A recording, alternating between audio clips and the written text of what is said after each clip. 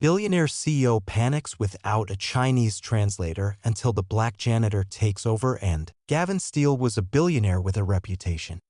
Founder and CEO of a major international tech conglomerate, he was known for cutting deals across continents without blinking. His office sat atop a glass tower in Manhattan, floor-to-ceiling windows framing a skyline that felt like his personal trophy shelf. He didn't have time for small talk or small people. Everyone knew it.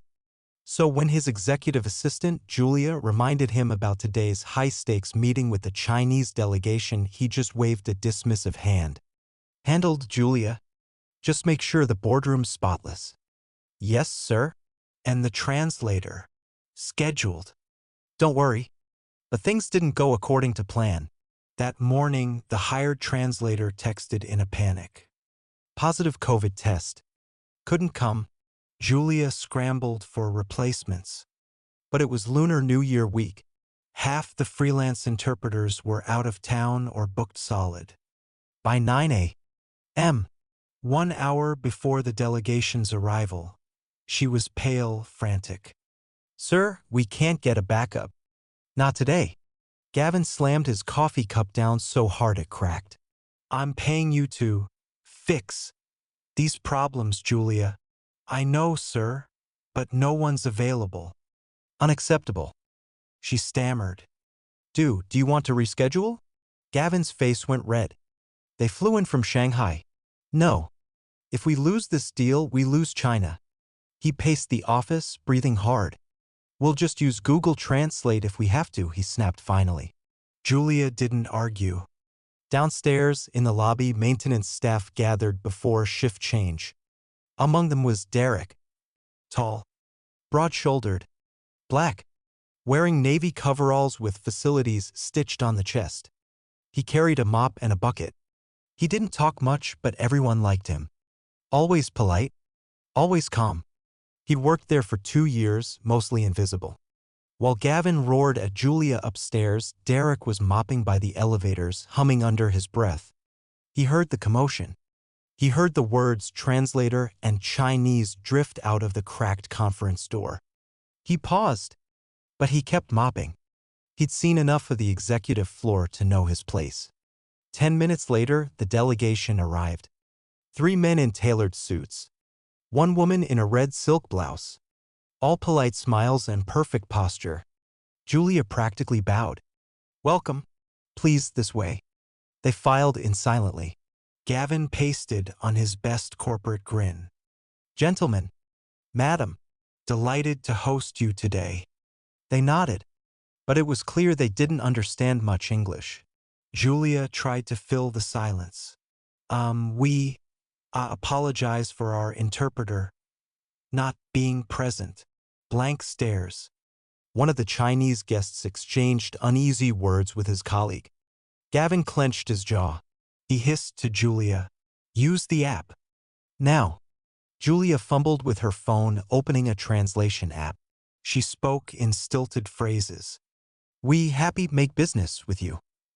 The app spat out robotic Mandarin. The delegation looked mortified. They tried to answer, but the app butchered their words. Misunderstandings piled up. Tension crackled. Gavin's face went from red to purple. "This is a disaster," he seethed. One of the Chinese executives stood up, looking ready to leave. Julia's eyes filled with tears. "Please wait, we can fix this." Outside the door, Derek paused mid-mop. He heard everything. He closed his eyes. He set the mop against the wall, and he walked in. Julia turned in horror. "Derek, what are you doing, Dash?" Gavin snapped. "Get out. Now is not." But Derek ignored them. He stepped forward, cleared his throat, and began to speak. In fluent Mandarin. Calm. Precise. He greeted the delegation formally, welcomed them, apologized smoothly for the inconvenience, offered them tea, explained the situation without blame. The room went silent. The delegation's leader blinked, then smiled slowly. He answered in Mandarin. Derek nodded, translating instantly. "He says he understands. He appreciates the honesty." He's willing to continue. Gavin's mouth opened. Closed. Opened again. Julia nearly dropped her phone. Derek continued. He introduced Gavin properly. Explained the company's goals. Made a joke in Mandarin that actually landed. The delegation laughed. The atmosphere thawed. Gavin just stared. Powerless. Relieved. Confused. Sylvia from the cleaning team poked her head in, saw Derek in the middle of the room holding court in perfect Mandarin, and whispered to a coworker, "Is that Derek?" They watched as the billionaire CEO fell silent while the janitor saved the biggest deal of the year. And the meeting wasn't even close to over. The room was quiet except for Derek's steady, calm voice. He switched seamlessly between English and Mandarin, explaining the product line, the distribution plan, and even clarifying tricky financial terms. The Chinese delegation listened carefully. They asked questions in Mandarin. Derek translated them clearly, keeping Gavin's answers professional. The tension in the air faded with each exchange. Gavin sat stiffly in his chair. At first he tried to jump in, cutting Derek off with brash sales talk. But it didn't land. The delegation would glance at Derek for help, ignoring Gavin's too fast English. Eventually Gavin fell quiet, eyes narrowed. Watching, studying. Julia sat in the corner, white as a sheet, trying not to breathe too loudly. Every time Derek handled a delicate question without breaking a sweat, she glanced at Gavin nervously. But she also couldn't hide her relief. He's saving us. At one point, the delegation leader asked a nuanced question about supply chain security. Gavin had prepared a slide for it, bullets and buzzwords. But the delegation looked unimpressed. Derek listened, then calmly spoke Mandarin for a full minute, voice steady. He explained real-life examples of supply disruptions and how the company would avoid them. He used their cultural references, parables, respectful phrases. The delegation nodded. They smiled. They relaxed. Julia's jaw dropped. She whispered, "How the heck does Derek know all that?" Gavin didn't answer. His eyes stayed locked on Derek, a swirl of emotions he didn't want to name. After 2 hours, the mood in the room had transformed. The delegation leader stood and extended his hand to Gavin. Derek translated with a small smile. He says he's impressed. He's ready to sign a preliminary agreement.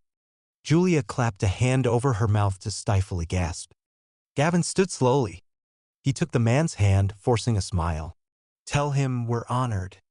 Derek translated it, adding an extra layer of politeness, choosing words that elevated the tone. The delegation leader grinned. They exchanged business cards with deep bows. The meeting ended with polite laughter and photos. As they left the room, the delegation leader actually clapped Derek lightly on the shoulder. He said something in Mandarin. Derek nodded respectfully. He said he hopes we'll work together for many years. Gavin forced another smile. "Tell him absolutely." When the delegation was gone, the door closed. Silence. Gavin turned slowly. He stared at Derek. Julia fidgeted, glancing back and forth. "What?" Gavin finally rasped, voice hoarse. "What was that?" Derek shrugged slightly. "I translated, sir. You saved the deal. I tried my best." Julia jumped in, voice breaking. "You did save it. You were incredible." Derek looked at her, embarrassed. "Thank you." Gavin ran a hand over his face. He paced the room once. Twice. He stopped in front of Derek. Their eyes met. Gavin was taller, wealthier, more powerful. But in that moment, he didn't look it. "Why?" Gavin demanded softly. "Are you mopping floors in my building?" Derek lifted his chin. "I needed a job." "But you speak Mandarin?" "And Cantonese," Derek added quietly. "And a little Japanese." Julia's jaw dropped again. Gavin blinked hard. "How?" "I lived in Shanghai for 8 years. Taught English. Learned from my students." "Then why here?" Derek looked away. "Life got complicated." Silence. Gavin's voice was lower now. "You could have let me fail.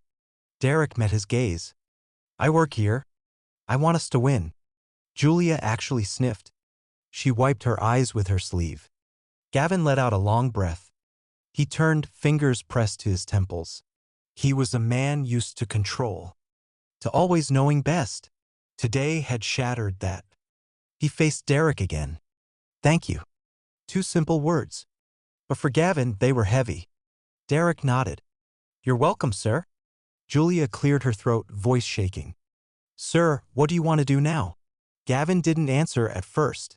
He looked at Derek, studied him like he was seeing him for the first time. Finally, I want to talk about your future here.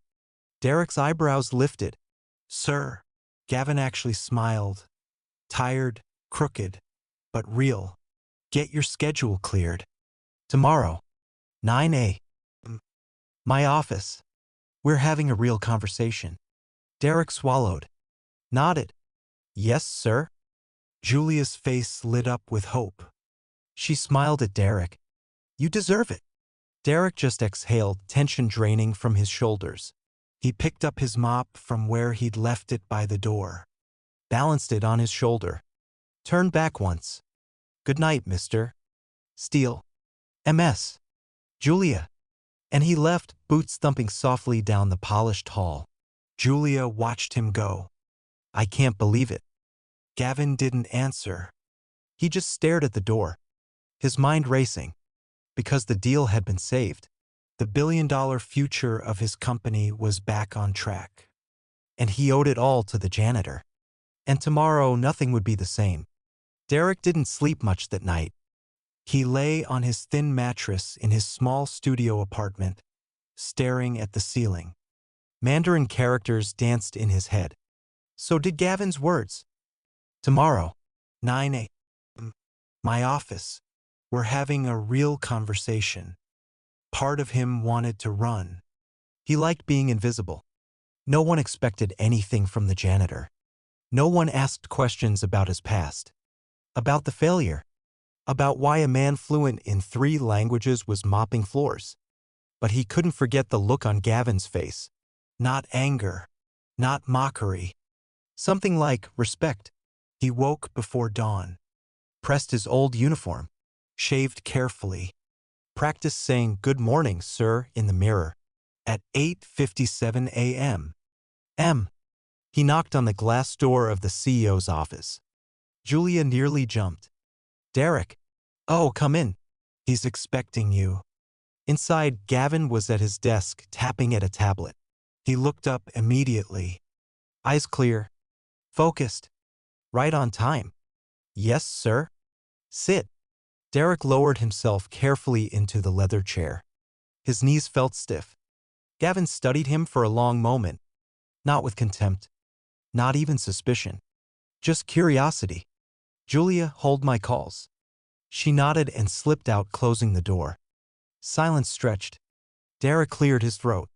Sir, I want to say thank you for letting me explain yesterday. Gavin shook his head. Stop. I should thank you. You didn't just save a deal. You saved this company's expansion plans in Asia. I'm glad I could help. Gavin set the tablet down, leaned forward, elbows on the desk. How did you really end up here? Derek swallowed. I told you. I needed work. That's not a story. That's an excuse. Derek looked down at his hands. I had a job teaching English in Shanghai. Loved it. Spent years getting fluent. Made friends. But my dad got sick back home. I sent everything I had to help him. Came back broke. I tried to get hired here in New York, but no one wanted to trust a foreign teaching credential. Couldn't pay rent. Took the janitor job because it paid weekly. He let the words hang in the air. Shame burning in his cheeks. Didn't see much point trying for anything else. Gavin sat back, exhaling. He didn't mock him. Didn't scoff. Just nodded slowly. That's honest. Pushpin text with preview for YouTube caption. A billionaire CEO panics without a Chinese translator and humiliates his staff. But the black janitor saves the deal by speaking flawless Mandarin. The next day, the CEO calls him in to offer a life-changing opportunity. Gavin tapped the tablet, pulling up a document. You're overqualified to mop floors here. I need people who can bridge cultures, who can see things others can't. He rotated the screen so Derek could see. I want to offer you a new role. Derek blinked. Read the header. Cultural liaison and language specialist. Below it, full-time salary, benefits, paid training and certification, option to travel with the executive team. Derek's throat went dry. Sir, this is... Gavin held up a hand. Before you answer, this isn't charity. Don't think you're getting this because you embarrassed me. I didn't mean it. I know you didn't. That's why you're here? You didn't grandstand. You didn't hold us hostage. You just did the work. And did it brilliantly. He leaned in. You have something I can't teach. Awareness. Humility. Skill. Derek felt his heart pounding. His palms were slick with sweat. I want you on my team, Gavin said quietly. Silence. Derek swallowed hard. He remembered the smell of bleach. The ache in his back after double shifts. The nights going to bed hungry so he could send his last $20 to his father. The stares from executives who didn't see him at all. He met Gavin's eyes. Why me? Gavin didn't flinch. Because you saved me from making a fool of myself. Because you respect people. Because you're better than this job. Derek wiped at his eyes quickly. Cleared his throat. I don't know what to say. Say yes. Derek hesitated. Looked at the contract. Back at Gavin. Okay. Gavin smiled. It wasn't a corporate shark's grin. It was human. Relieved. Welcome to the team. Julia burst back in with fresh coffee. She saw Derek's face and gasped. You said yes, didn't you? He nodded, grinning sheepishly. I did. She squealed. About time. Gavin chuckled. Julia, get HR in here. Let's do the paperwork. Right away, boss. Derek sat back in the chair, the contract in front of him. For the first time in years, he let himself believe in a future that didn't involve a mop. Outside, the city roared past the glass windows. And for the first time, it felt like his city too. Monday morning, Derek didn't wear his coveralls. He wore a crisp new shirt Julia had insisted on helping him pick out. He had a badge that no longer said facilities, but cultural liaison and language specialist. He'd signed the contract on Friday afternoon. And now it was real. But real wasn't easy. He stepped off the elevator and felt every eye on him. Executives who'd never noticed him before now paused mid-conversation to stare. Some smiled politely. Others looked confused. One or two looked annoyed. He tried to ignore it. He focused on the floor ahead of him, straight to his new cubicle just outside the executive suite. Julia met him there, beaming. You look great. I feel ridiculous. You'll get used to it. She handed him a folder. Your schedule. First meeting of the day, international strategy briefing. Gavin was there, of course, at the head of the table. Derek slipped in quietly, trying to look small. But Gavin gestured. Derek. Up here. Derek froze. The entire table turned to look. Julia winked encouragingly. He cleared his throat and walked to the front. Gavin patted the chair beside him. Sit. You're part of this. Half the room looked skeptical. Marketing VP Madeline actually whispered to the CFO. Isn't he the janitor? Derek heard it. He felt heat crawl up his neck, but he stayed seated. Gavin called the room to order. We're finalizing the pitch for the Beijing deal. A junior exec clicked through slides filled with bullet points, buzzwords, and a few clumsy idioms translated by an online tool. Derek watched in horror. He raised his hand. The room went silent. That phrase there, it doesn't mean what you think. In Mandarin, it's insulting. The exec blinked. It is. Derek nodded. It literally implies they're incompetent. It'll ruin the pitch. Madeline rolled her eyes. Are you sure? Derek didn't answer her. He looked at Gavin. I'm sure. Gavin nodded immediately. Change it. Derek took a breath. Also, your closing line? It tries to be poetic, but the tone is off. It sounds childish. A tense silence. Then Gavin let out a short laugh. I told you. He knows what he's talking about. Derek, fix it. So Derek did. He stood at the front of the room rewriting the pitch in real time. Julia handed him markers for the whiteboard. He wrote Chinese characters in bold strokes, explained them carefully, offered alternative phrases with cultural context. Half the room watched in grudging surprise. Madeline crossed her arms but stopped interrupting. The CFO took notes furiously. By the end, the entire tone of the pitch had changed. More formal, more respectful, more effective. When he finally sat back down, sweat beading at his hairline, the room was silent.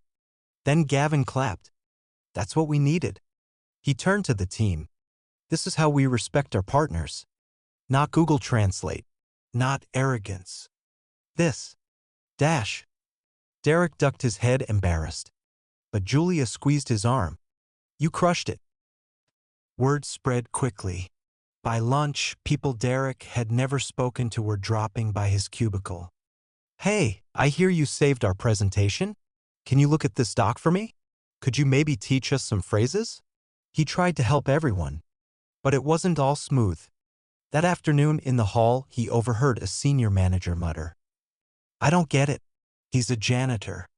Why is he in our meetings? Another chuckled. Charity project. Derek paused, took a breath, and kept walking. That night, he called his father in Georgia. How's the new job, son? Derek hesitated. It's good. Hard, but good. I'm proud of you. Thanks, Dad. He sat on the edge of his bed for a long time after hanging up, thinking. The next day was the real test. A live call with the Beijing partners. Gavin insisted Derek be on the line. They trust you now. I need you there. Derek sat in a conference room with Gavin and Julia beside him.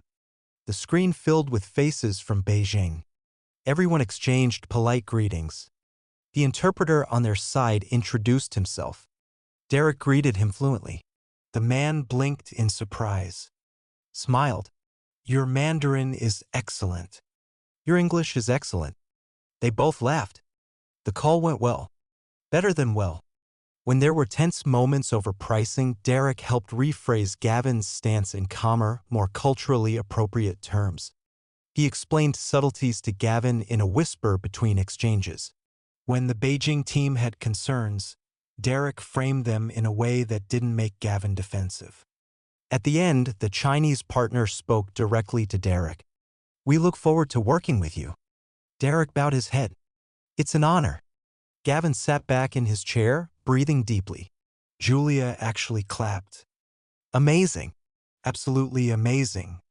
After the call, Gavin stood, offered Derek his hand. Couldn't have done it without you. Derek shook it firmly. Thank you for trusting me. Outside the glass walls, the whole office was watching. And for the first time, they didn't see a janitor. They saw the man who saved the biggest international deal they had. Weeks passed. Derek's name was no longer a whisper in the halls. It was on meeting invites, on internal memos, on Gavin's lips when he said, Dash, get Derek in here. I want his take. Julia loved watching it happen. She'd stand by Derek's new cubicle in the mornings, handing him coffee. You're one of us now. He'd roll his eyes. I've always been here. You know what I mean. He smiled. Yeah, I do. But success brought new challenges. He was busier than he'd ever been in his life. Translating legal documents. Sitting in on design meetings.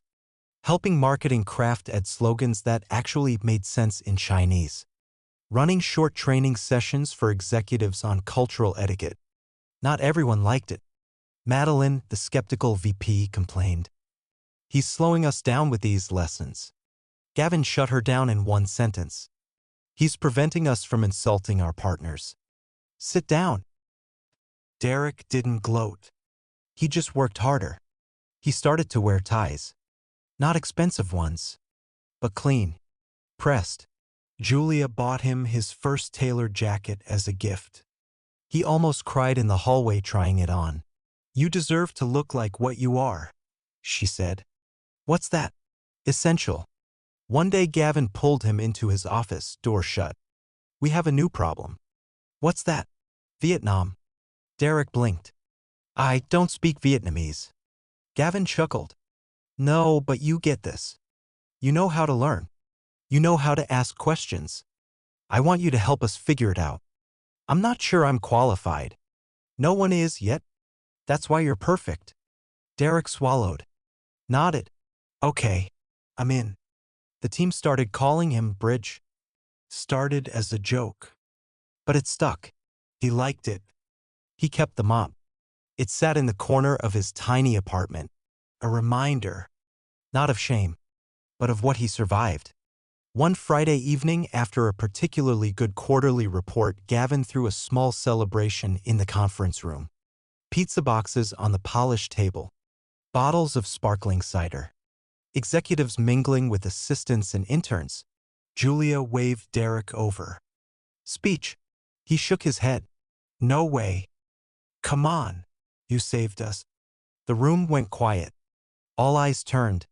Gavin raised his glass. "Say something, Derek." Derek cleared his throat. Hands in pockets. Nervous. "I don't know what to say." Julia shouted. "Start with hello." He laughed.